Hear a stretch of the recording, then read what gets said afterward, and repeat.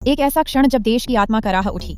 एक ओर कश्मीर के पहलगाम में हुए भीषण आतंकी हमले ने पूरे भारत को झकझोर कर रख दिया, वहीं दूसरी ओर एक ऐसा निर्णय सामने आया जिसने शहीदों के सम्मान और राष्ट्रीय भावनाओं पर गहरे सवाल खड़े कर दिए। बात है उस अभूतपूर्व घटनाक्रम की जब भारत ने शौर्य चक्र विजेता की मां को पाकिस्तान भेजने की अनुमति दी।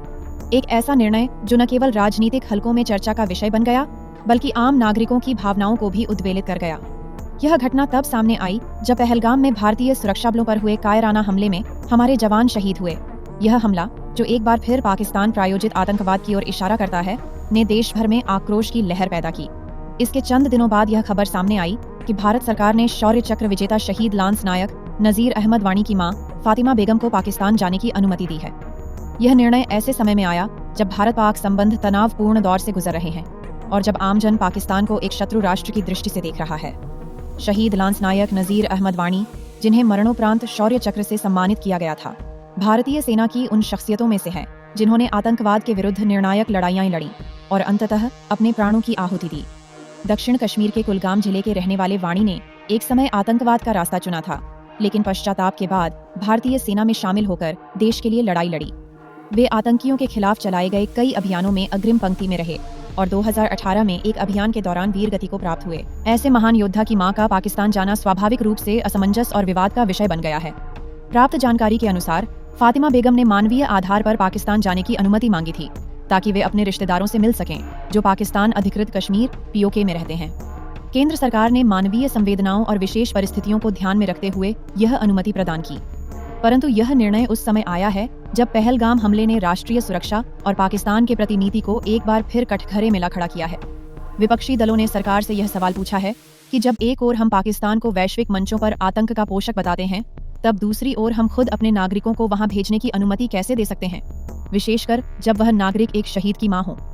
कांग्रेस प्रवक्ता ने मीडिया से बातचीत में कहा, सरकार को अपनी नीति स्पष्ट करनी चाहिए। क्या हम पाकिस्तान को आतंक का गढ़ मानते हैं या फिर एक सामान्य पड़ोसी देश की तरह उससे मानवीय संबंध बनाए रखने के पक्ष में है? वहीं सोशल मीडिया पर भी इस विषय को लेकर तीखी प्रतिक्रियाएं देखने को मिल रही हैं। कई यूजर्स ने इसे शहीदों के बलिदान का अपमान बताया, तो कुछ ने इसे भारत की मानवीय ताकत का प्रतीक बताया। राजनीतिक विश्लेषकों का मानना है कि यह निर्णय पूरी तरह से मानवीय दृष्टिकोण से लिया गया है और इसे राजनीति से जोड़ना उचित नहीं होगा।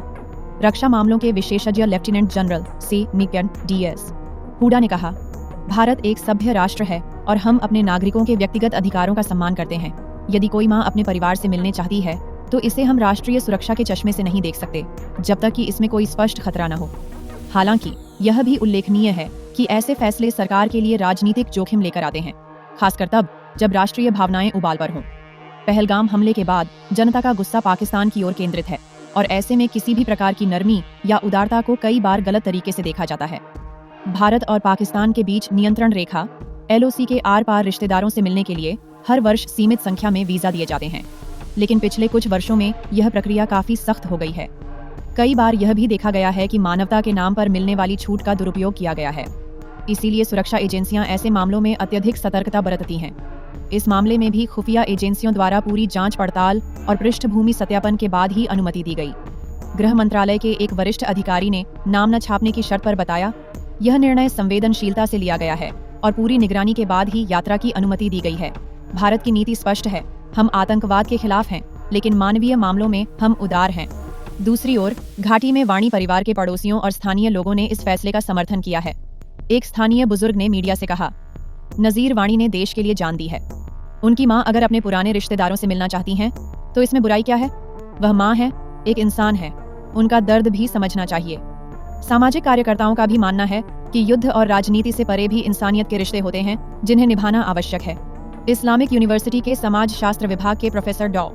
शौकत लोन कहते हैं, एक राष्ट्र का वास्तविक बल तभी दिखता है जब वह मानवता के सिद्धांतों पर कायम रहे, भले ही परिस्थितियां कितनी भी कठिन क्यों न हों। यह निर्णय भारत के नैतिक मूल्यों को दर्शाता है। अंततः यह कहा जा सकता है कि भारत ने जो निर्णय लिया वह न तो अचानक था और न ही किसी राजनीतिक एजेंडे से प्रेरित।